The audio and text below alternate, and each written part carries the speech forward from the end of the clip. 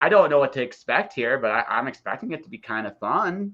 This is my guest, the great Bill McCormick, and we both confessed to each other off the record that anything we've heard about each other is probably true. So maybe what we should start with is like what do people generally tell people about you that is true, and go from there.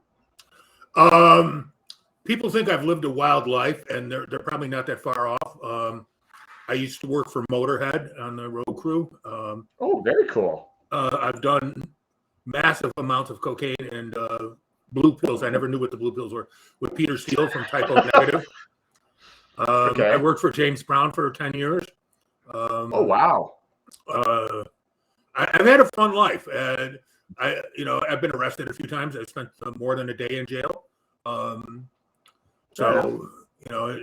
So when people talk about me, it's like whenever somebody tells me that I'm going to ruin you, I'm going to tell somebody this, that, whatever. And I'm like, go the fuck ahead. I mean, the skeletons in my closet are dancing behind me in a conga line, and we're just having a beautiful day. We are who we are. And well, there is something very wonderful about giving so little fucks about anybody else's opinion. It is beautiful, truly, truly beautiful thing. So I think my hat's off to you on that, sir. Well, I think it was about 1990. Because I used to care what people thought about me, and I dressed and did things, and I was trying to be cool. And then somewhere around 1990, I wasn't even 30 years old yet, and I just went, I don't care anymore. It literally just was like water off a duck. I no longer care. I was my first wife at the time. I'm coming up on number 3 this July. But I was married to my first wife, and it was when I was trying to quit cocaine and when I was trying to get my life together and to do things. And people are like, very judgmental when you have a problem. And I was like, yes. I don't care what they think about me. I'm going to fight my way through this. I will get help, professional help where needed. And I'm just trying to be the best I can be. And once I made that decision, quitting cocaine, quitting all the bad habits that I had, suddenly became the easiest damn thing I ever did. Because I was just free. I'm completely free. And so that's me today. And you know what? There's nothing wrong with that. So, like I said, I've never done cocaine. I've certainly had my opportunities to do it, but I've never done it. But the thing, everybody I know that did it told me all the same thing. It's the exact these two sentences. It's a wonderful drug. Don't do it. Yeah, I would add my voice to the choir there. Yeah. I mean, although to be honest, snorting cocaine off a hooker's ass is kind of a neat way to get through a Thursday. But after that, it loses its appeal. Yeah, it's like as a one-time experience. I could see the novelty, I guess, for lack of a better word, and go with it. I guess, but yeah, they're also. I mean, it's the flip side too. It's like I snorted cocaine off a hooker's ass. Like they're depending on what that is. That's the high, but it's also kind of a low too. Oh no, yeah, that's cocaine for you. It's the highest of highs and the lowest of lows simultaneously all the time. And so, and I needed some balance in my life. I needed to get somewhere in the middle. And most of us are looking to feel something, and that's like this. That's why I don't knock anybody for anything they may or may not have done, because you're just looking for something, right? Whatever that something is. Yeah, you're right. I mean, I was looking for something to fill the empty, gaping void in my soul. And I discovered that there's other ways to do that do not involve me destroying my sinuses and spending tons of money. Yeah, that's the other thing too. Like cocaine is one of the most expensive drugs, like you can get. Yeah. I mean, so it just and everybody I know that's in it or done it, it's like they're always broke and stealing from somebody else. Oh yeah, absolutely. I mean, when you're on coke, you need money. You have no moral compunction as to how you get the money. You just need the money to pay for the coke. Yeah. And so, I'm not proud of those days, but I'm glad I got past them. And yeah. And I'm glad I've done other things. And now, like I said, now I'm a Sunday school teacher. So that's it's so cool. I always tell the kids one thing. I always tell the kids one thing. I said, some people are born to be a shining example to others. The rest of us are born to be warning signs about what you're not supposed to do. I'm in the latter category. Actually, again, I don't know you that well, but do you mind if I give you just a touch of a gentle pushback on that? Just a touch of one? Yeah, and it's this. One of the things again, my own personal experiences with God and beyond the realm is, that moral compass about what that actually looks like. Yeah, I believe in God, but I do also think like God's standards of how to judge everybody else is very different than what you or I would look at, right? I think there's just a lot of stuff God doesn't really give a shit about, right?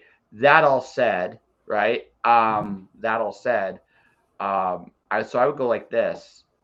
I don't know if you were a warning sign per se. You were just living your life, and you were doing what a lot of us do, looking for answers.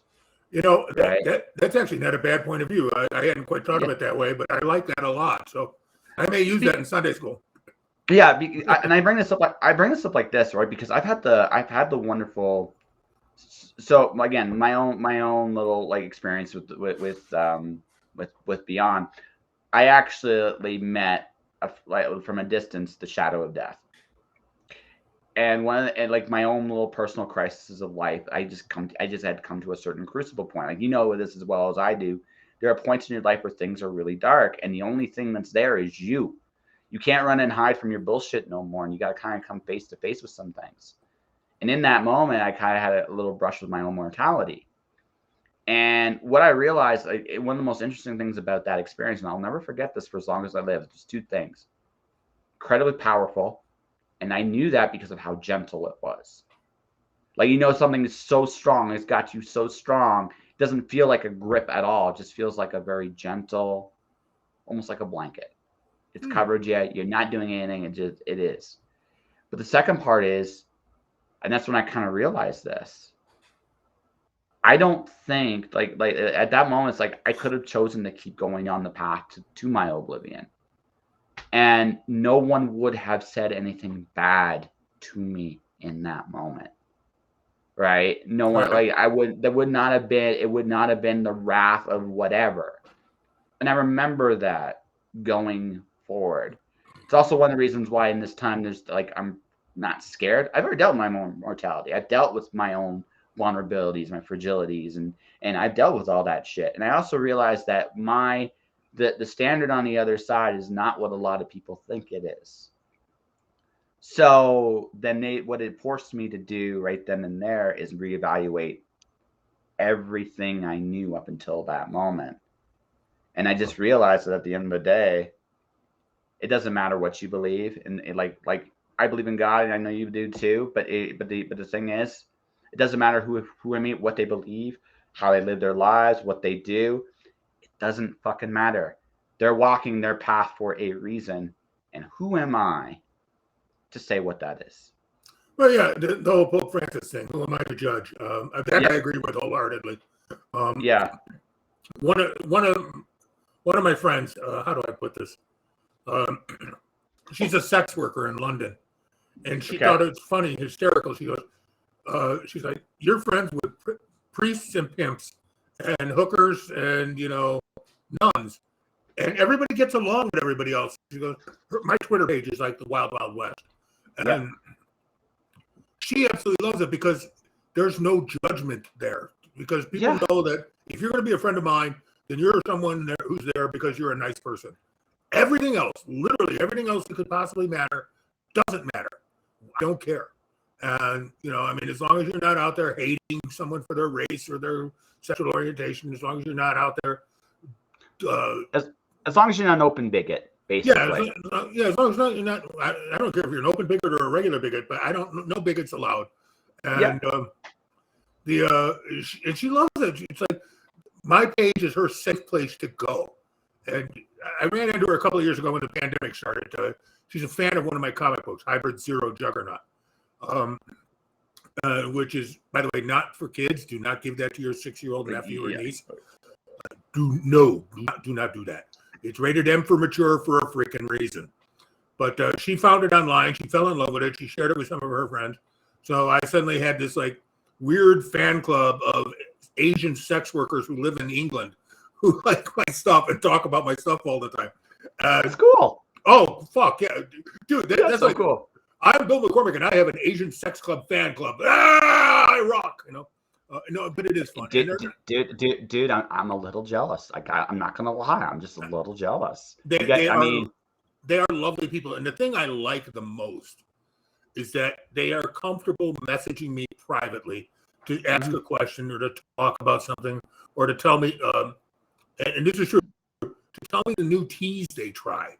They know that in my world, what they are, who they are, where they came from, doesn't matter. The fact that they like, and said she started drinking Earl Grey hot because of Star Trek.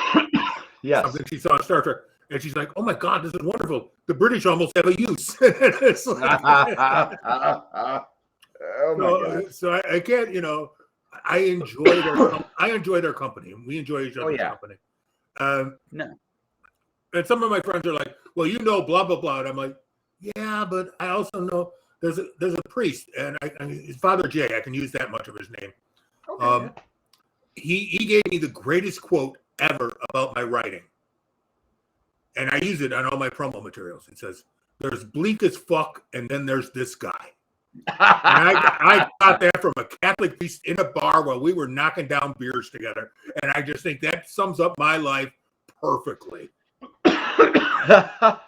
So, yeah, I'm just gonna. Then we're gonna move on to your discovery of like what you've written and like you obviously been an arts fan for a very long time, but I just kind of want to say, going back to something I just said earlier, dude, it sounds to me like the life you lived prepared you to be accepting and loving of everybody, and and would that the rest of us learn a thing or two from that?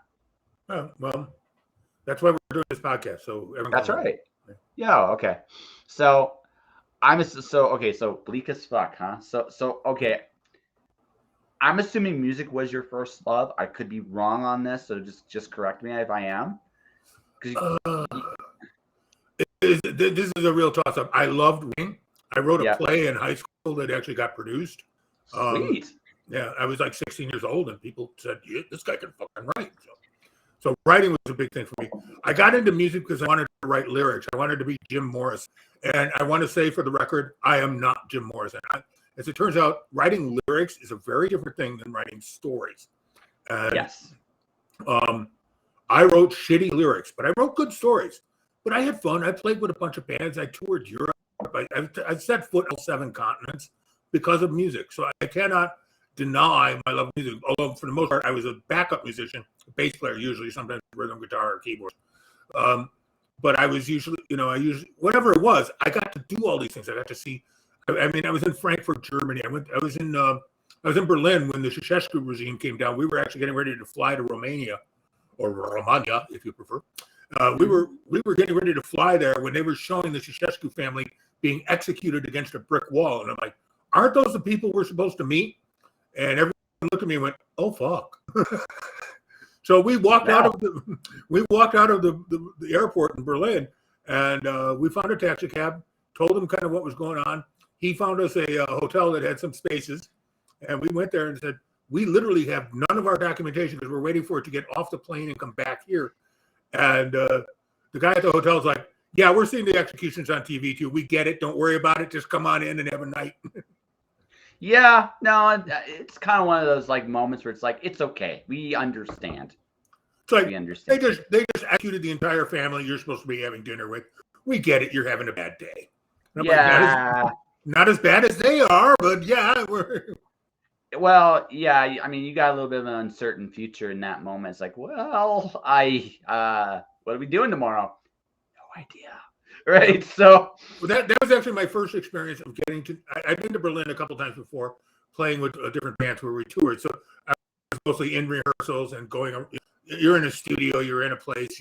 You do this and that and the other thing, but you don't really get to see the city because you're in your place doing your damn thing. And they're giving you money to do this, so that's why you do that. But this time around, we actually had 3 days where we had nothing to do because that was as soon as they could get us a flight out of Berlin, and we were going through things. And we were not the only people. There were a couple other people that were in Berlin. on their way to visit the Cheskos to do a big awarding. And so everyone's stranded in Berlin. And so they kind of set something up, and they found us airplane tickets, and they found us a way out of Berlin. And we're able to use the money we'd spent already to pay for the new tickets, so we didn't have to come up with hundreds and hundreds of dollars more. And we still were on the hook for some of the hotels, but at that point, it's like, hey, we're not being put up against the wall and shot, so this is better. Kind of, yeah, little bit, yeah. Little lot, but yeah, man. Yeah. So we paid for that, and we did our thing, but we got to actually walk around West Berlin because it was still West Berlin at the time. People don't realize that. The Russian wall hadn't fallen. Reagan hadn't screwed the entire nation. It was just, here we're, and this was all happening at the same time. And so, actually, I think the wall had come down by then, but never mind. But it was like things were still kind of separated, and we did what we could. And we got to walk around the city though and just have fun. Yeah, no, my grandparents are from like on my mom's side. Like they grew up in Germany, right? Like during World War II, and then after, when it was East and West Germany. My grandfather stayed my grandmother's life, actually. Oh, that's cool. How things. Yeah, so I'm well aware. When I was 1980, I still remember this. I still remember calling Germany East Germany and West Germany. I still remember that.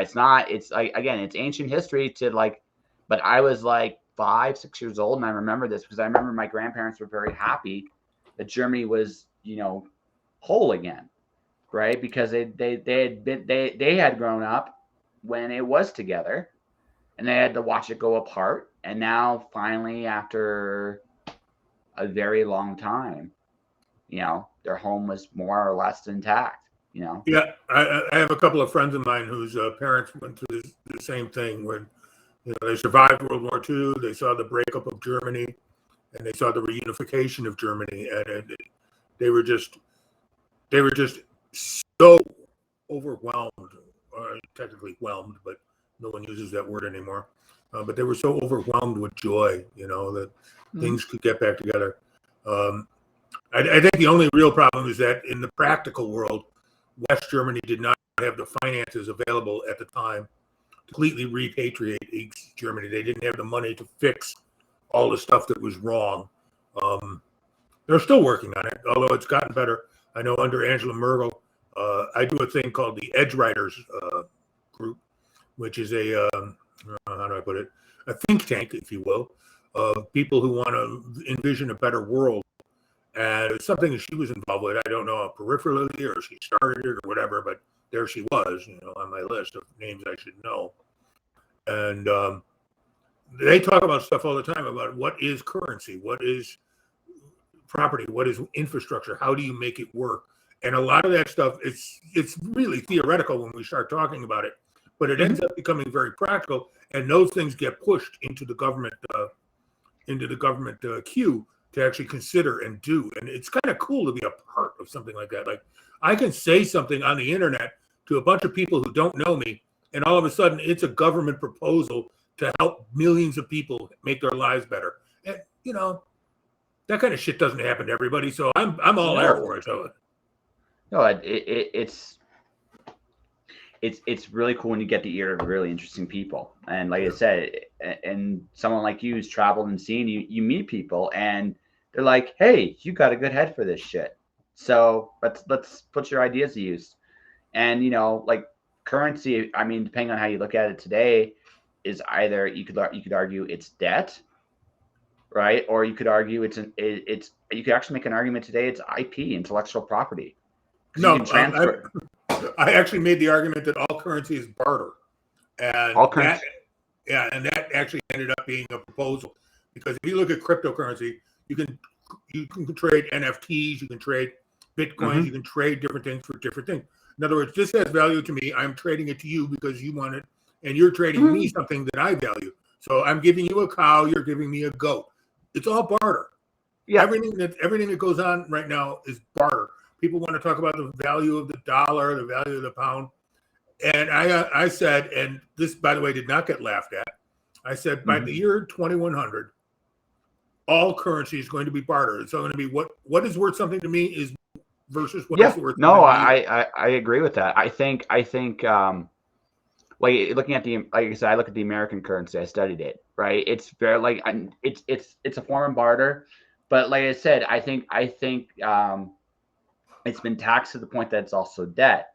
But there, like I said, it's a much better, simpler way instead of having taxes and other things on top of money. Mm-hmm. Again, same thing like you go. It's like, hey, you got this book I really like, and you're like, well, I want some cheese. I'm not saying it's really quite that simple, but sometimes it is that simple, right? Okay, so to be honest, I love cheese, so you've got my undivided attention. Yeah, exactly, right, all right. So I mean, again, it's just knowing what vibes. Like, yeah, we probably would fight over just the quality of the cheese I'm giving you, but because it's good shit all the way around, I don't want to just part with it easy. But Right.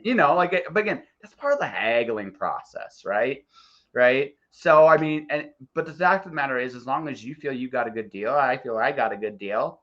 No one cares, right? That has always been the nature of trade. Absolutely, absolutely. And it never, when I was 16 years old, I was in Tijuana, because all good stories start with when I was 16, I was in Tijuana. Yes. And I know the fact that it's Tijuana, not Tijuana, because it's a 2-syllable word or 3-syllable word, whatever. Anyway, I was down there, and there was a chess set I wanted, and they didn't have a price on it, because I don't. Have you ever been to Tijuana? I just missed it. The last time I was in San Diego, I was at the Comic-Con. So I just went to the Comic-Con. But next time I ever go to San Diego, I'll definitely be going there. So okay, well, back in 1977, I was in Tijuana, and I wanted this chess set. It was a beautiful chess set. It had medieval characters. It was one of the, but didn't have a price. So I asked the lady how much. Que más? And she and I started going back and forth. She wanted $400. I was like, no, it's not a $400 chess set. It's pretty, but you've got 5 of them here, so it's not unique. I want the chess set. And we went back and forth. I had never haggled in my life. I was 16 years old. And we went back and forth, and we came up to an agreement of, I think it was $40 that I could get that chess set. And she said, cash. Right. Yeah, and she said, cash only. I pulled 2 20s out of my wallet, and I handed it to her. And she said, American money? I said, yes, I have American money. She says, then you're okay. We're good. Because that's when I learned that at that point in life, when I was a teenager, it was like 750 pesos to the dollar. So $40 in US dollars meant that she just paid rent for 2 months. Yep. And but so I got the chess set, and I had the chess set for years and years and years, and it got destroyed in a move. But it was fun. I like to play chess. I enjoyed the chess set. I had a good time with it. People used to freak out because it was like big, and it was all these different kinds of stones wrapped into it, and the characters were all hand carved, and blah blah blah blah blah. So for $40, I figured I got the best deal in my life. And I found out later that in Mexico it cost $1 to make the damn thing. But I still think I got a good deal for $40. Oh, I absolutely. My other grandmother's from Malta. She haggles her whole life. Mm-hmm. I watched her go into Toronto. See, negotiation is a very powerful skill, and not a lot of us have it these days because of the nature of how the world's become. Right. Right. The reality of the situation is, no matter where you're at, everything's a negotiation. Absolutely everything. But the reality is, again, people don't think about it in those terms. My grandmother still does. So there was this coat she wanted, and the guy wanted $200, right? And then I was like, and my grandmother's like, nah, not worth it. She goes, well, what would you get for it? I'll give you $40 for it. Like kind of what you did. Mm-hmm. She ended up getting a coat, a scarf, some shoes, and something like that, and she paid like $60. Like she got, she's a great haggler, right? But she's old school, right? Watching my grandmother negotiate is like a mastering skill. It taught me a very valuable lesson, in that nothing you see that's priced everything's changeable. It's a negotiation the whole way through, right? Absolutely. And once you realize that, you can kind of set your terms no matter where you go or how you do it. When I wrote the Brittle Riders in book 2, I had a group called they're basically porcines. They're half pigs, half humans, but I had a section there where they were surrounded by enough of an army to kill them all. They were going to lose everything. Yep. And the leader of the group called his quote unquote haggler to deal with the invading army and said, today, either you give us a future or we all die. No pressure. That's your job. And then it goes on and on and on, and this guy gets featured. But it was actually based on my experience in Mexico with the chess set, that things have value, and everything has a different value to different people. And once you start to figure that out, once you start to understand that, you can accomplish many things. And in this case, these creatures bought their freedom because they had a haggler. But I made the position of a haggler a tribal thing. That this is all this dude did. Whenever you got into a problem, you call Bob the haggler, and he comes out and haggles and does it. And it's funny because I get letters from lawyers who've read my book, and they're like, "I think this is all I do for a living too. This is my job." Yeah. Well, no, like when it comes right down to it, most of us do it for a living. I'm a freelancer. I haggle. Oh, fun. Yeah. Right? I haggle. I haven't had a day job since sometime in 2019. At the end of 2019, I'd had a great list of cons. I'd actually done cons with the people who do Spawn, the television show Land of the Lost and stuff, where they were like my partners in crime, selling my books, selling my comics and everything. And I was like stoked. In 2020, I bought enough stock that I could walk into cons and I could sell everything. And you may have heard of this thing called the pandemic. Maybe. Yeah, there's a rumor about it. But all of a sudden, all the cons I was supposed to go to started canceling. And then some of my friends started dying, so I started staying home. And it took me a year and a half to sell all that stock online through my website, as opposed to the 1 week I thought I was going to sell it in if I'd done a con. But here we are, and it's funny because I've haggled about that. People have written me like, "Can you cut me a deal if I buy this, this, this, and this?" And I'm like, "Well, yeah, because it's all shit sitting in my dining room, So yeah. Well, within reason. I don't give stuff away, but if someone wants to cut me a deal for a bulk buy, yeah, I'll do a bulk buy and see what happens. Well. See, here's the thing. There's the bulk buy. And you get shit you don't have to DOC anymore in your house. Right. That's a very valuable thing for you. Now, it's not so valuable you do anything to get rid of it, but It's valuable. It's valuable, right? So people have to understand like what you're paying for. This is something I've learned. I joke with people about advertising. And this is why I say to advertising. I want you remember those really cheesy 1-900 numbers? Mm-hmm. Right? So I said, like, what you're doing if you hire an advertiser is you're hiring a call girl to fake it. You're buying their enthusiasm. Right. Right. Oh, baby, I love you. I've never met anybody more exciting than you. Can I tell you how much I am thrilled right now? Ooh, exactly. Can you guess what I am doing? Please hold for the next available operator. Exactly. And this is something I always kept in mind. It's like I started looking at services very practically. Like, what are you paying for if I'm working for you? Right. Convenience, right? A bit of an asshole sense of humor and some creativity. That's what you're paying for me. So the experience I provide is I solve some problems. I'm likable-ish, right? And I do a good job, right? That's what I'm selling. And you yourself, like, you're creating an experience, like a bleaker than bleak. There's bleak, and then there's this motherfucker. That's your like experience that you're selling to the audience. It's like, I want some miserableism, dang it. So here, Bill, what do you got? What do I got? I got this, and this, and yeah. You know what's funny? I got hired by a Vietnamese NFT company, a cryptocurrency company called Catpunk, and they hired me to write a universe for their NFT, and it was actually good money for a little itty bitty project. And so I dove into it. What they wanted They sent me a list of like, here's the things that we need to match what we're doing with our cryptocurrency. I was like, okay, cool. So I started playing with it, and I actually started having fun. I gave them much more than they paid for. And, Oh yeah. But because I loved it, it was like such a great project for me. And when it went live in Vietnam, people in Vietnam started doing fan fiction based on what I'd written. It's like, so I currently own some cryptocurrency, and I own some NFTs. Not something I thought I would do. I'm 60 years old.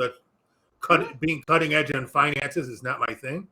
But so I've got that, and But what's amazing to me is that when you do something, when you step way outside the box like that, you kind of open yourself up to a lot of things, including criticism. And in this case, it was just fun. Everybody had a great time, and I don't know. What I do for a living is weird because basically I'm a hired gun when it comes to writing. Although I do my own writing, I have my own stuff that I promote, and I'm a mad pimper. But it's weird to me to be hired. People give me money to make their ideas come true.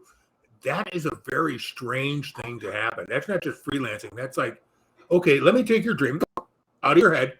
I'm going to put it over here on the table, and I'm going to polish it up, and maybe add some paprika, and I'm going to take your dream and make it a reality. I'm going to make it something.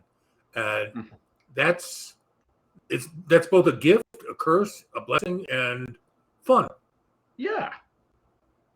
You get to play around. You get to have a blast, right? Yeah. And if you go to catpunk.net, you'll be treated. They've got a thing up there called Fiction. You just click on it, and it's in the homepage. Just click on it, and you'll read. There's like 22 stories that I created that are a lot of fun. Yeah. Give that to people to look at and see. Mm-hmm. But that's awesome, dude. I mean, it sounds to me like you've been just doing what you've wanted to do pretty much your whole life. You're like, I'm doing this, I'm doing this, I'm doing this, and fuck it, pretty much. Yeah, well, I mean, not always. I worked for a consulting company that did consulting for Fortune 500 companies. That was weird. I was good at my job. Mm-hmm. I'm not going to say otherwise. I mean, they kept me for a long time. In fact, the day they fired me was when their financial people had them outsource my job to a different company. And the day they fired me was the day I got a certificate for being the best at my position that they've had in like 100 years. So, yay, thank you. I got my certificate. You're fired. Have a fucking day. But it's a mixed message, I think. Oh yeah, you were right there. And like I said, I work for James Brown, so I was his business, what they call his road manager, business manager, and I handled a bunch of stuff for him. And it was I liked Mr. Brown a lot, but I don't work well with other people. I don't work under other people well. And it wasn't until, several years ago that I finally said, screw it. I'm just going to go freelance completely. And it was what it was. Well, okay, so there's a lot we could talk about here because, again, you mentioned James Brown, you mentioned Megadeth, if I got that correctly. Right, so Megadeth? No, Megadeth. I went team with once, but I don't know them. Okay, well, Motorhead. Yeah, I'm sorry, my bad. It's one of those bands, right? So you got they are not the same. No, they're not the same at all. Motorhead has got a very distinct sound. Lenny, that voice is iconic, right? So, Megadeth does not have anything like that whatsoever. I always think it's perfect that Lemmy's last song that was commercially released was his cover of David Bowie's Heroes. That was an astounding mix of old and new and metal and R&B. It was like everything you could want out of a Lemmy song was in that cover. And I also love the fact for the video, they showed all the band members with their children, just having fun and everything. And it's like, that's Lemmy. Lemmy, I'll say this. He and I were not best friends forever or anything like that, but he liked me. I liked him. He's one of the smartest people I ever met. He was a huge fan of history. He knew he could take you back through every military campaign from Rome invading Israel until modern times. Hold on a second here. Please. Hold on, honey. Just run past. Can you hold on a hot second here? Sure, I can hold on a hot second. I see it. Seriously, just give me the bag. And everybody watching and listening, this is just really good. We're just about to get into talking about Motorhead in just a second. But while he's taking care of what he's taking care of, I'm just going to remind people here that Mirror World Publishing is a sponsor for the podcast. And if you want to actually grab a copy of the book for sale, go to Mirror World Publishing, and put in mirrorworldpublishing.com, put in the code Joshing, and you can actually get an anthology called Far, Far Away for 20% off. All right. Far, Far Away. I like that. Yeah, no, it's really good. So I accidentally got published by this publisher. It's a story. It's a story for another moment. But I figured since you were busy doing whatever it was you were doing, I was keeping my fiance off camera because she has been working from home today and did not think that she was at her sexy best. I personally disagree with her because I think every day she's at her sexy best. But that's I get that. Like women generally look better than we do always, but they don't always feel that. They don't always feel that way. They just don't. And something I've understood with the various women I've been around is just like they want, and this is something I learned about women, what little I do know, right? They want someone to make them feel good in spite of the fact when they don't. And that's a big thing for them. So that's my job, and I'm cool with that. Actually, you brought something up about accidentally being published. Can I tell you the story of my first ever published short story? Sure, go right ahead, dude. Because it's kind of funny. Yeah, I wrote a story called Vorbliss, Vorbliss. That how do I put this? It had like 100 F-bombs in it. It was a violent first-person story about a pandemic and a disease long before this pandemic. I wrote it in 2010. And it got rejected by every single publisher on the planet, mostly because it had a lot of F-bombs in it. And mostly, I actually described a nun as having an ass with like 2 cassava melons wrapped in soap. In case some people found that problematic. I don't know what the fuck's wrong with them. But anyway, so yeah. I wrote this story. Nobody wanted it. Then this magazine called Bewildering Stories out of Seattle. A guy named Don read the story and wrote me a 2-page rejection letter that was just like, dude, this is one of the funniest fucking things I've ever read, except he doesn't care because he's a Christian. He's like, but dude, this is one of the funniest things I've ever read, blah, blah, blah, blah, blah. If I ever printed it, I'd be rode out of town on a rail, tarred and feathered, blah, blah, blah, blah, blah. The owner of the company would kill my family, blah, blah, blah, blah, blah. But I really think you can write. I happen to think your stories are great. Can you? Paranormal Nancy. Hi, Paranormal Nancy. He's like, can you send me another story? And I happen to have one that I'd written. That was just, by the way, I've been rejected by every publisher who did short stories on the planet. Fantasy Science Fiction magazine, they rejected me. Everybody people who would publish a blog rejected me with this story. But he wrote me back. He's like, Luke, we really love this story, but we're never going to publish it. It's never going to happen. So I sent them this thing called And the Beat Goes Phut, spelled P-H-U-T. Based on a disco version of the apocalypse. And not only did he like that, he loved that. And he's like, okay, we're publishing that. So they were going to publish it on September 11th, 2000, or September 11th, 2011. That's when they were going to publish it, which is the 10th anniversary of something that's really important in America. In my story, there's a Middle Eastern antagonist. And I was like, man, these guys got guts. They're going to print this story on this day in this country. They have guts. All right, everybody go, team, go. And then they realized that they were about to make a tragic mistake on a horrible holiday. So they moved it to November. And it got released in November. So my first science fiction story ever published, it came out in November. And much to my surprise, people started writing me. They didn't know who I was. Bewildering Stories has an email catch. So you can write to your favorite author and whatever you want, but it goes to their email, so you don't get any personal information about the author. And they started sending me this stuff. And what they started sending me was people saying, wow, what a great story. What an amazing story. We love this story. And all of a sudden I realized that as I started to release more stuff, people were actually getting into it. They were jumping it.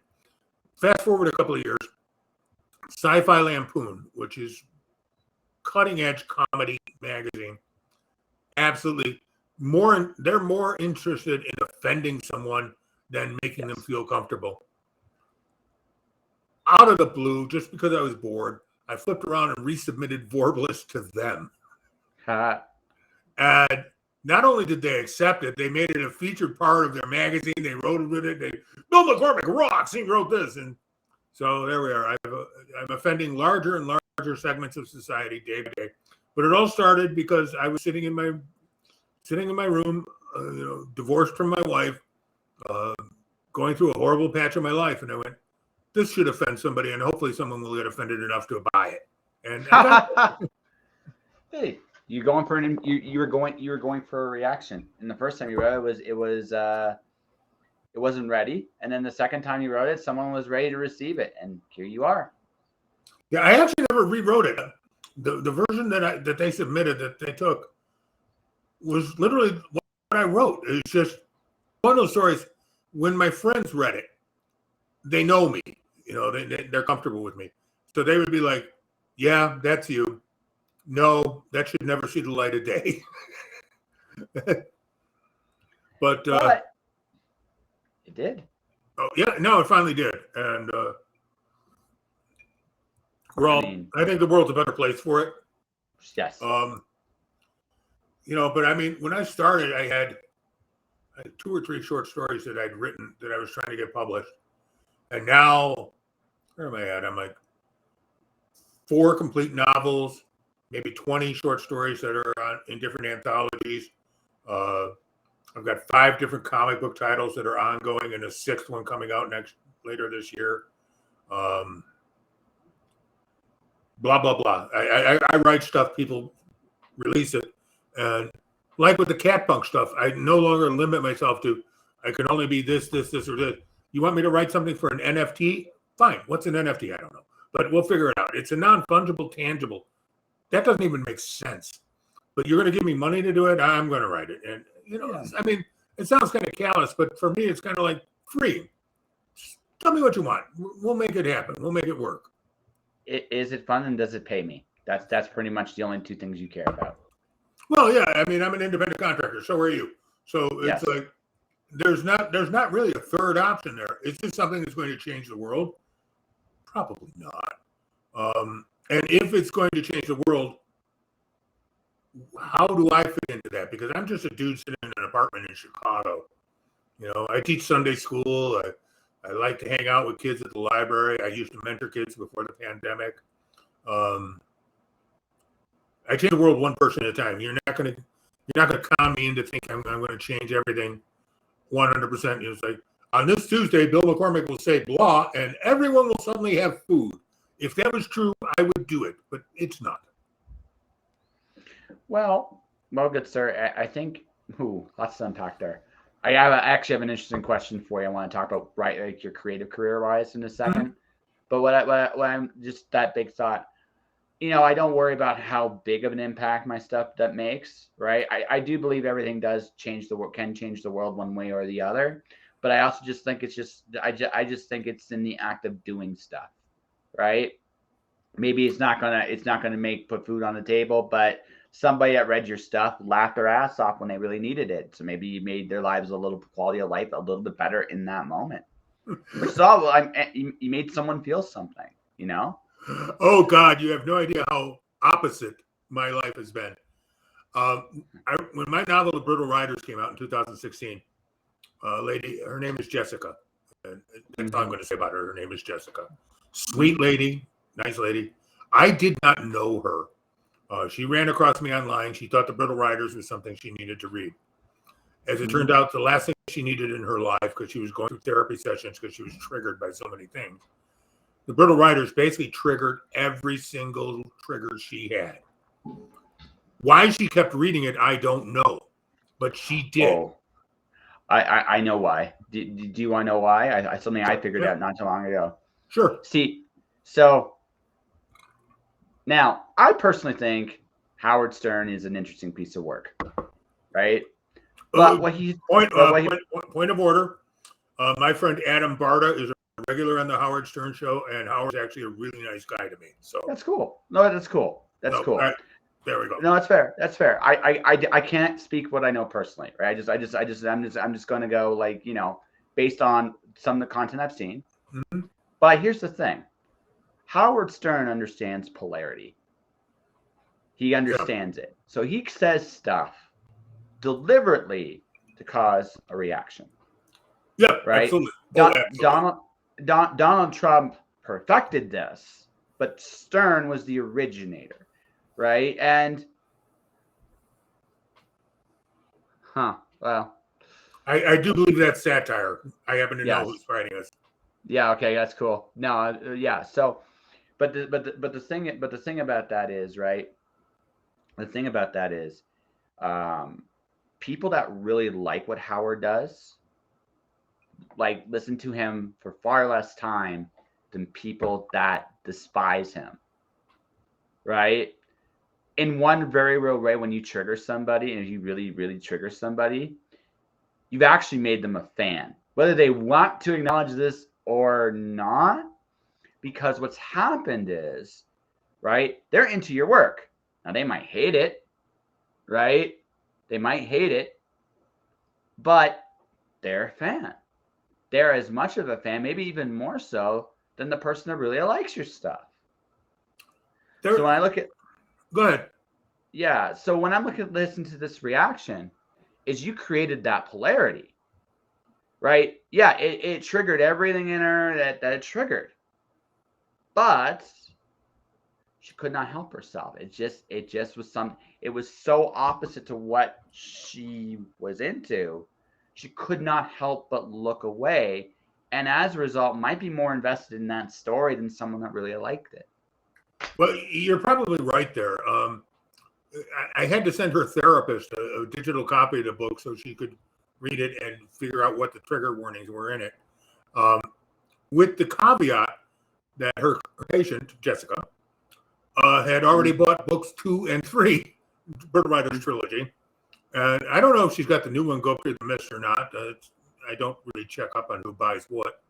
But this woman had bought all 3 copies, all 3 issues of the book. And her therapist needed to know what the triggers were in the book. And she wrote me and she said, yeah, this is pretty much like her. She goes, I have a checklist of 10 things that set her off all the time. So your book hit all 10 and then circle back and hit 8 of them again. So. Okay. But that's the thing, right? It just was one of those moments where, again, you did create a fan. You just hit someone in a way. It's not the way you would hope someone would read your stuff. It's not like you're going out of your way to make something that creates that reaction. But Bill, you're a distinctive dude. Well, some people are, you're right. You're a distinctive dude. What you say is what you say, and what you are and what you are.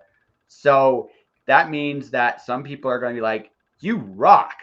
Some people are going to say, "Fuck that guy." Right? Here's something that's true. I'm going to hell, and I'm going to tell you why. All my stuff, Splice, Hit Big Technology, was voted the best science fiction novel of 2020 by Critters Readers Poll. It is a poll.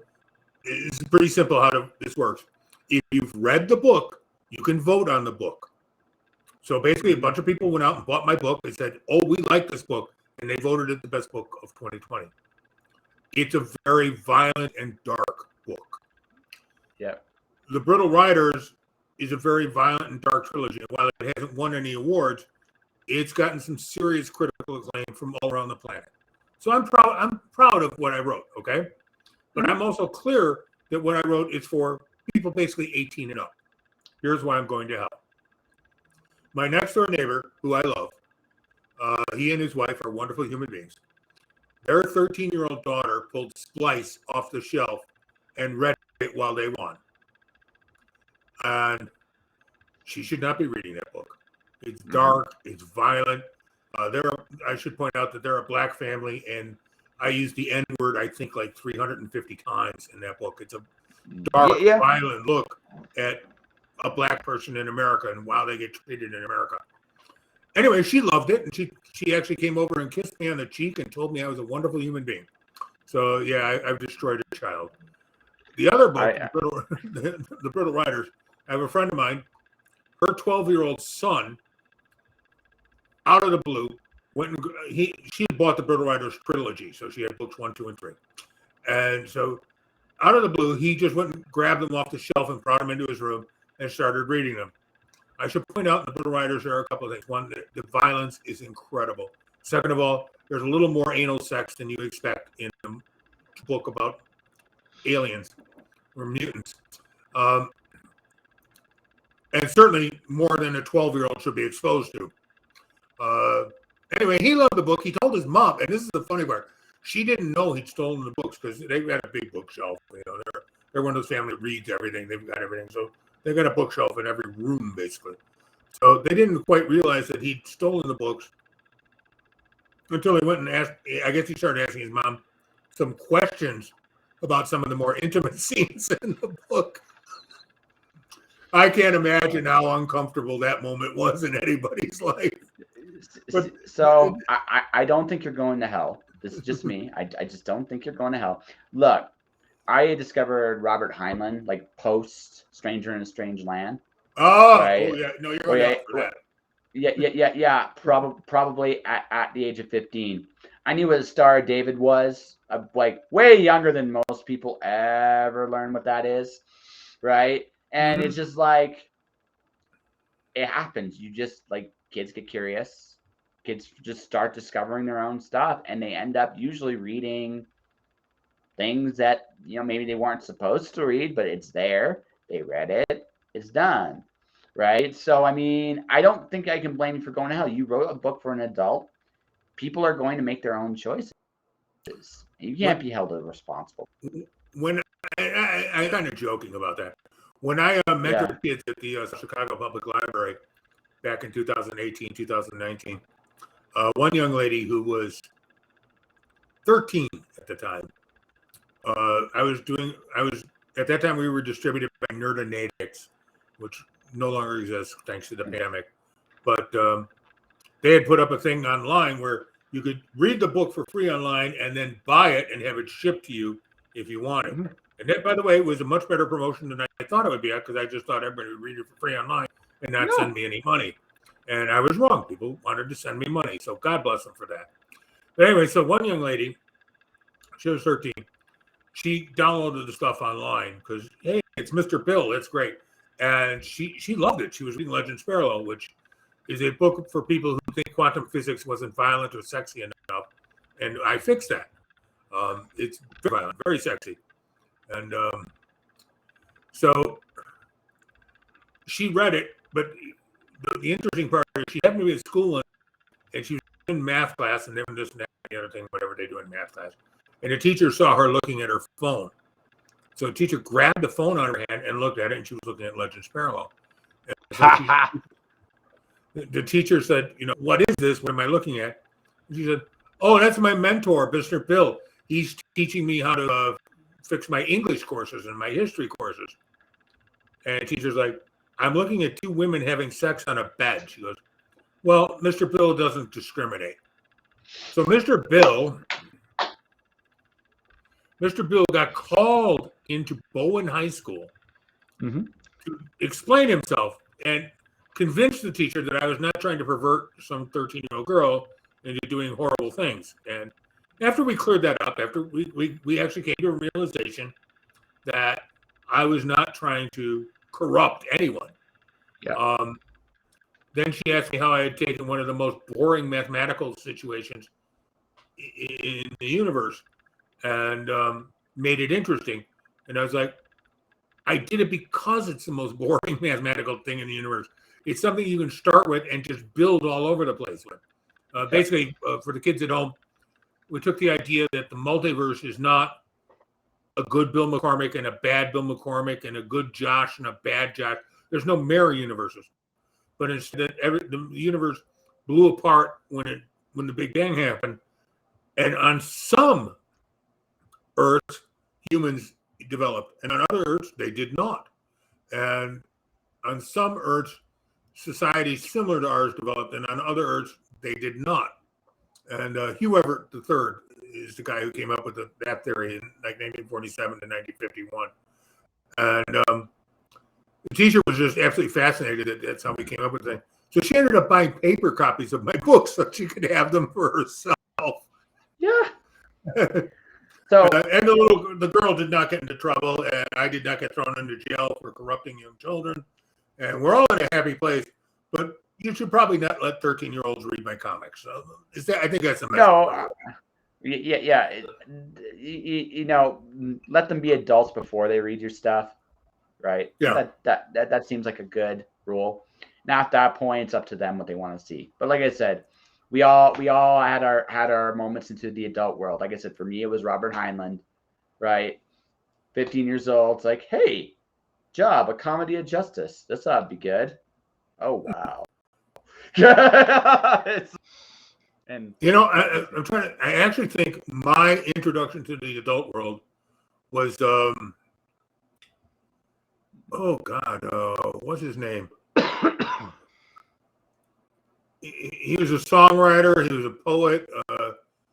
He wrote The Giving Tree. oh jeez. Shel Silverstein. My fiance just yelled it to me. It was Shel Silverstein's articles in Playboy, because my uncle used to keep Playboys in his hunting shed. When we would go out hunting, we would, kill a deer, kill rabbit, kill pheasant, bring them back, skin them, and shed them. And he always had Playboys there. And Playboy was meant to look at the pictures and ignore the writing. But I actually read the Shel Silverstein stuff, and I was fascinated by it. It was just it was a look at the world I had not considered. And I was just, a sheltered suburban kid. So having someone write about a world that invited all these different people. When he wrote the Dr. Hook and the Medicine Shows, their second album, Sloppy Seconds, he had the song on there, Freaker's Ball. And it was like about all these people I never heard of before, fags and dykes or dueling in masses and stuff. It's like, wow, who are these people? Why don't I know them? And then it turned out that I had family members who qualified under those rather, diminutive labels or deliberate labels. I was like, well, I love these people. They're wonderful people. I love everything about them. So then I was just like, okay, I just need to learn more about the world. And because I figured it was on me and not them to figure things out. As a small little aside, Playboy, once upon a time, actually had a lot of really good articles in their magazine too. For all it's said and done, some of the best science fiction of all time also was published in Playboy. They did a lot of science fiction in there. Like cool art and note, but I mean, that's just it. Like everybody comes to the point where like the adult world just hits you. And, I don't think there's unfortunately, if there's one thing about the world that's really unfair, is for all of us, it's a little different what that looks like. Because unfortunately, life isn't fair when it's time to be an adult, right? It just isn't. But, it's, but the thing is, it's also on the same token, it's very surprising when you give like young kids or people like the ability, they surprise you sometimes with what they're able to handle. And you're right about that. I guess with me, it's just a matter of, I've been through some tough times in my life, and I would not force what I do onto children. Mm-hmm. Like you said, you want them to grow into it, you want them to take it at their own thing. My friend's son, who read the entire thing, I'm trying to imagine the conversation here is like, Mommy, Daddy, this person says having anal sex is a great way to happiness. How do you guys feel about that? And that's a conversation I never want to have with a 12-year-old. No, you really don't. I get that, but I mean, at the same time, you come to a point of realization too. It's like, I mean, it's not a conversation you want, but on the other hand, if they're going to ask you as a parent, they're going to ask other people too. So what are you gonna do? And that's the thing. If they're comfortable enough to ask you that, Yeah, then that means you're a good parent, because that means they're comfortable enough to trust you. And I'm pleased with that. I'm happy their son was comfortable enough to ask them. Mm-hmm. That's a good point. The bad point is, I'm sorry that I gave their son a reason to ask them. Bill, how do we put this? You passed the test, but you may not have given them an A. Is that you may not have gotten an A, but you passed the test. Right? Yeah. Yeah, is that good? Right. I can live with that. Yeah, I think so. Okay, so this is the question I kind of want to ask, because again, you did writing at a very young age. You got yourself into music, right? Mm-hmm. So where does comics enter into this? 2015. Okay. A gentleman that I did not know, or I did not know at all, hired me to write a thing called Dimensions Unlimited or something like that. And he wanted a 12-episode story arc that covered the following themes, and he gave me the themes and blah, blah, blah. So I wrote that story arc, and I wrote the themes, and I'd given him a price for me doing that. Mm-hmm. And when I was done with everything, and I started writing him saying, hey, gee, golly gosh, dude, where's my money? He sent me a PayPal invoice for $10.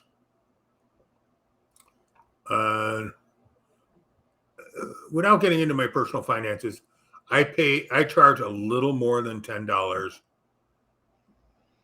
Yeah. Yeah. I charge more than $10 for everything.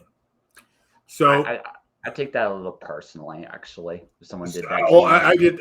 I was I was violent, and I refused to accept the $10 thing he sent me, and I just sent it back and said, screw you. And one of the other contributors in the thing said, hey, I created these characters, and so Brian Daniels had created such and such characters, and another guy said, Vanilla Hardy had said she created the other characters, and they showed me proof of all that. So the only thing this guy actually had contributed to the thing was my name. He had no vested interest in any of the story and the characters. So Brian offered me a couple of different deals, and we tried a couple of different things, and I ended up rewriting a little bit of it, and it became out as Legends Parallel. It was the first comic book I wrote. And Dorothy Jean, who's a Haitian school teacher who lives in Miami, edited it for me. And she's freaking amazing. I love Dorothy. She's one group hug away from being a Madonna or something. I don't know. She's amazing. But so we did it that way, and we renamed it Legends Parallel, because this person who screwed this all up had no interest in it. He had not created a character. He had not created a story. He had not created anything. He was literally using everybody else's stuff.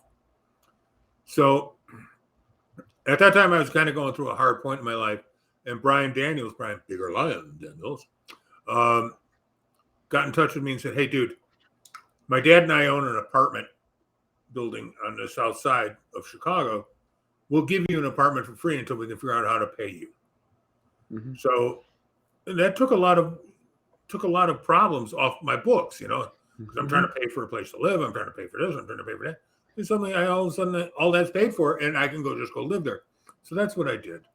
And it's how I moved to the South Side back in 2016. And Legends Parallel came out, and much to everyone's surprise, for a rated M as mature comic book involving the multiverse and involving a lot of difficult concepts, people started giving it 4 and 5 star reviews. And I mean, everywhere I turned, people were loving the comic. Black Science Fiction Society gave it a great review, and different comic book, comicsbook.com, not comicbook.com, but comicsbook.com, gave it a 5-star review. And just all these places started giving it great reviews and started saying, this is how you write a comic book. This is what people need to know about a comic book. This is how you do this. And I was like, okay, cool. I've never done it before, but people like it. Let's do that again. And so we've done 3 comics now. Due to the pandemic and the fact that our printer was not able to get money, we recreated a trade paperback of the first 3 comics with a photo shoot by Feisty Nicole Brown, who's a kind of an erotic model out of Memphis, but she's also the model that we use for the body guide for Ocean in the comic. And Feisty's a wonderful person. I don't think I have ever found a better cheerleader for anything I've done in my life, other than my fiance, than her. She is out there every day saying, "This is, you guys need to read this. You guys need to see this." And she's done. She actually did a nude photo shoot with her enveloped in flames, because that's what you do when you do things. She doesn't hold back that one at all. No, she's. If you think I'm as subtle as a dump truck, she makes me look delicate. So that means you're the voice of reason sometimes, Bill? Allegedly. Okay. Yeah. I just thought I'd ask, because you seem like a good dude, but the voice of reason, No, I'm probably not. But anyway, yeah. she's really been out there supporting us, and the comic book has gone on to serve some amazing critical acclaim. And the funny thing is, I mean, obviously because we were not able to, one of the things is, like, because of the paper shortage and different things, we were starting to get some traction in Europe with print on demand, but obviously with the paper shortage and everything else, it just went digital, and we had no way to make money on digital, so we just canceled it. But then all of a sudden it became the print version. People started ordering it from America in Germany. So basically it's a $5 comic, and they were paying like $13 for shipping. Mm-hmm. So they're paying $18 for a $5 comic to get it delivered to Germany. And we have a merchandise shop at legendsparallel.com where you can get masks and different things that you want. And the character Aramar Singh, who's a Sikh, if you prefer, depending on how you pronounce the phrase. But just real quick, did I get that right? Yes. Yeah, okay. I just want to make sure I got that right before you continue the story there. Okay. Yeah. He's a Sikh, and Sikh. Mm-hmm. He's not ill. And for some reason in Germany, that has become the character to have printed on face masks, on T-shirts, on what have you. And I don't know how to explain that, because people are basically ordering this stuff through bootleg companies and then buying the legitimate merchandise that we have up on Spreadshirt.com. And I don't know how they're getting there. No one's telling us anything, but God bless them, because they're sending us money. And dude, can you imagine? Can you imagine walking to Germany with a Legends Parallel shirt on? I don't know. It's like, that's got to be a conversation starter. Sure. Well, Bill, honestly, it sounds to me like you've spent an awful long time just writing. You're very distinct. So what happens is your stuff will gravitate to people, no matter where they are. There's just something universal about you, because it's just you're you, and you're genuine. And that's, if there's anything about you that anybody listening to this or watching this will take from this, is, authenticity is power. I will accept that. Mm-hmm. My fiance's sister says I am guileless. I am without guile. Yes. And in a suburban family where she comes from, where everything is guile, that's kind of an interesting way to look at me. So I like that. Yeah, dude. The impression I get with you, just based on the little time we've spent together, is there's no pretensions with you. There's no bullshit. And that is actually very relieving, right? A lot of people try to pretend to be something they're not. You like, fuck that shit. I'm too old for that crap. I'm just gonna be me. And if you like it, great. And if you don't, shrug. I'm just, I'm still gonna be me. Yeah, that pretty much sums it all up nicely. Yeah, it's like that's it. I mean, dude, I get it. I get it. I think, like you said, you've lived an interesting life, and I think you've done a lot of interesting things. Again, congrats on all your creative success. You deserve it. Thank you. Right, and keep going. So I guess you ask this, and then we'll wrap up because I thoroughly. Please come back. By the way, some point down the road. Yeah, somewhere down the road, please come back. But for the wrap this up, if you had to pick, I realize that you're a man of many talents, but it seems to me like for you, I feel like your first love was prose, right? Right, your first love was prose, and comics have kind of been this wonderful new world for you to kind of discover in the process of doing it, right? If I were to do the biblical verse equivalent, it's a man like having 5 talents and using all 5 talents and getting 5 more. That's kind of what's happened to you. And so what I'm asking basically to wrap this up is, of all the talents, do you still have that love for prose at the heart? Is that what you really want to do? Or is comics giving you like a new lease of, there's some other cool shit I had never tried that I want to do? Ooh, see, you're making the mistake, and you're making a mistake that I started to make and realized how wrong I was. Comics is prose. It's a different way of telling a story, but it is still telling a story. You have to use script writing to make it all happen. So, like when I was hired to write the script for Splice Hit Pick Technology, long before I wrote the novel, long before I did anything else. But I've been writing comic strips since then because of Legends Parallel, Hybrid Zero, and so on and so forth. It's a different format for prose. It's a different way of saying, okay, this is the action that happens. This is the words that are said. All right, that's how you do it for a script, as opposed to a prose where like Bob walked into the room and did all these wonderful things, and now Jessica's going, "Oh, do me, big boy, do me," And by the way, I've never written anything that cheesy, but the point is, writing a comic book script as opposed to writing prose is just a different technique for doing the exact same thing. And I love doing both. I've written movie scripts now. I've written comic book scripts. I've written books. I've written short stories. All of them are different ways to use prose to tell a story. I do not think of them as different because they're not. There's different techniques, but there's not a different result. They are all prose when you come. It's all storytelling. Yep. At the end of the day.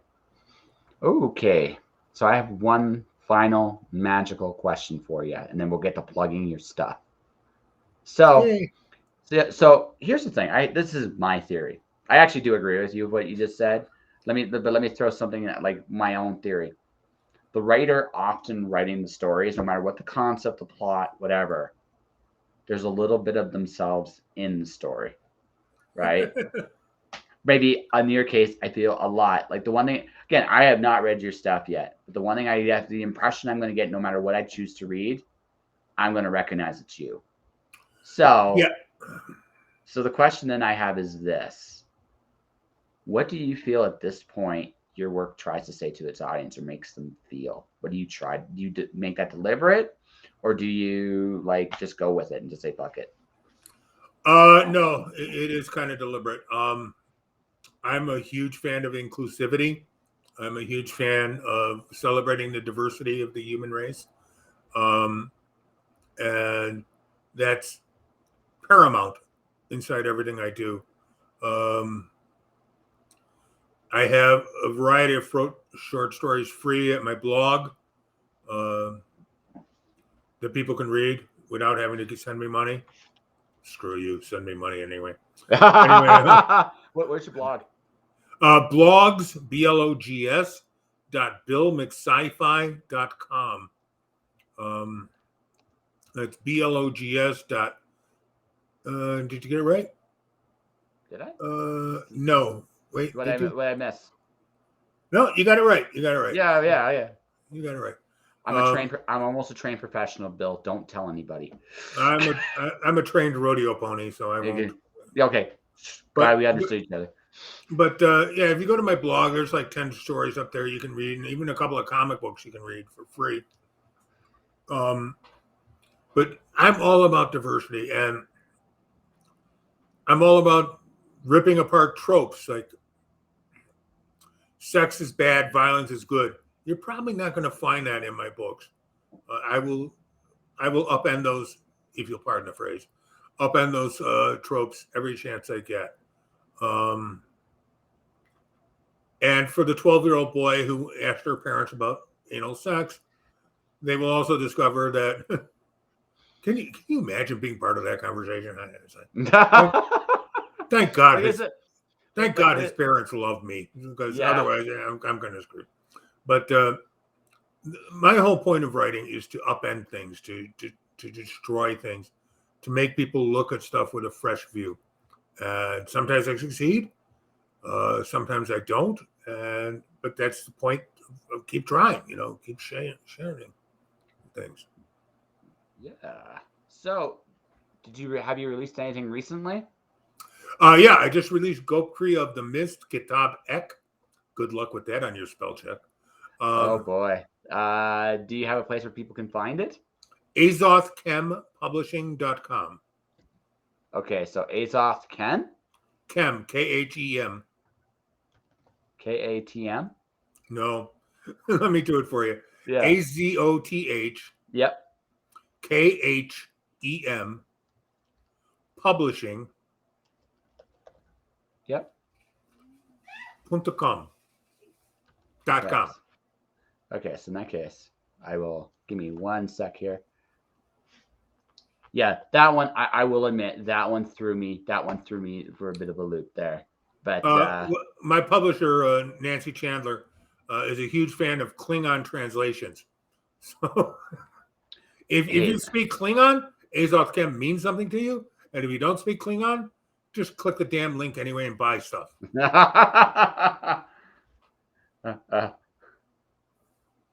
Yes, Paranormal Nancy. We'll make sure it's up that way for people can see it. All right, and how can people find you specifically, Bill? Ooh, yeah. Well, if you're looking for me, I'm on the internet. Yes, as Paranormal Nancy's pointing out, Azoth Chem means dark matter. I am at BillMcSci-Fi.com. Really quick story. Sure. When I was first published, when Azoth Chem first published the Brittle Riders, I, Bill McCormick, was credited with writing golf treatises, religious treatises, a lot of stuff I actually didn't write. So I tried correcting it through the email program that Amazon provides, and I got nothing. I got nowhere.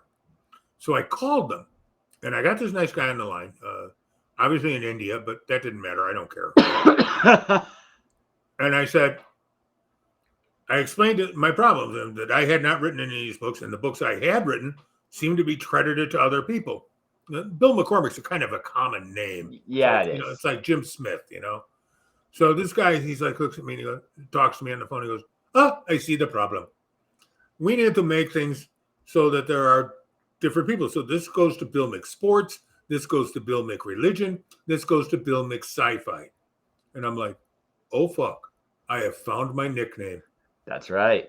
Within 2 days, I had registered a website under that name. Within a week, I'd put up a website, although it's been tweaked dramatically since then. But I did it all because, and here's a funny thing, Bill McSports is actually a dear friend of my cousin, Moira McCormick. So that I did not know at the time. This is how we all came together as a big happy family later. But yeah, so I'm Bill McSci-Fi thanks to an Amazon screw up. That's as good of an Amazon screw up as I've ever heard. Yep. Bill, I thoroughly enjoyed our conversation. I hope you've had the same amount of fun with me as I've had with you. And good luck with everything. And I mean everything. And I hope you don't have too many 12-year-olds having that conversation with their parents. But that all said, I'm glad you're writing great books, man, and keep going. Good luck with absolutely everything, and keep going. Thank you very And much. and for everybody watching, everybody listening, I have a book out right now, and I'm going to mention it right here. It is called Alice One. It's my epic poem. Alice in Wonderland is Greek mythology. Alice is Pandora. Alice follows the Queen of Hearts over the edge of the world and ends up in the underworld. In order to escape, she has to play croquet against Jason of the Argonauts. And in so doing, Alice and company have to travel this labyrinth of the underworld. They encounter gods, monsters, and perhaps the most terrifying thing of all, themselves in this labyrinth. This is available now on Amazon exclusively. It just came out in December. If you guys are interested, if you like Alice in Wonderland, you like Greek mythology, this will definitely be your thing. If you like what this channel provides, hit the like, follow button on the channel, twitch.tv/JustJoshing Podcast. Stay inspired. Keep shining in the dark. I will be back tomorrow with another guest. Bill, once again, man, thank you for coming. To everybody else watching, stay inspired, and I'll see you all next time.